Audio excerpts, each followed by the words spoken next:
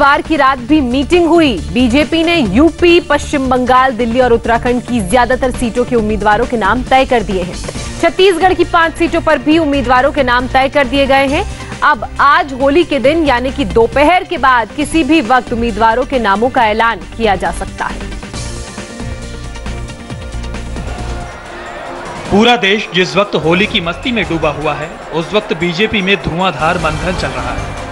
गलियों में अबीर गुलाल उड़ रहा है तो बीजेपी दफ्तर में खुद पीएम मोदी की अध्यक्षता में 10-10 घंटे बैठकें चल रही हैं। बुधवार की शाम भी बीजेपी सेंट्रल इलेक्शन कमेटी की मैराथन बैठक हुई।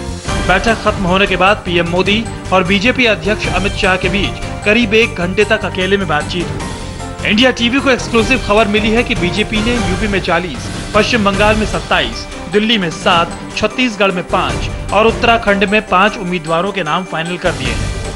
बुधवार को बीजेपी चुनाव समिति की लगातार तीसरे दिन बैठक हुई और तीसरे दिन पश्चिम बंगाल के उम्मीदवारों के नाम फाइनल किए गए। इंडिया टीवी को मिली जानकारी के मुताबिक पश्चिम बंगाल बीजेपी के अध्यक्ष दिलीप घोष को मिदनापुर से कैंडिडेट बनाया जा सकता है।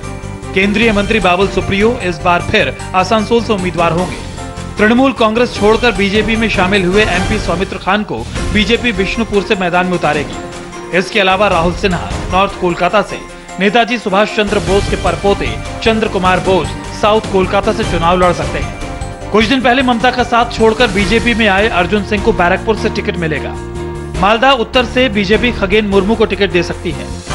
इसमें एक दिलचस्प चीज़ ये होगा कि दार्जिलिंग से जहां से केंद्रीय मंत्री एसएस अहलुवालिया अभी मौजूदा सांसद हैं, उनको टिकट पे खतरा मंडरा रहा है, क्योंकि वहां से स्थानीय रिपोर्ट जो आई हुई है टिकट को लेकर, उसमें ये बताया गया है कि किसी स्थानीय नेता को अगर दिया जाए अहलुवालिया की जगह पे तो वो ज़्यादा बेहतर होगा।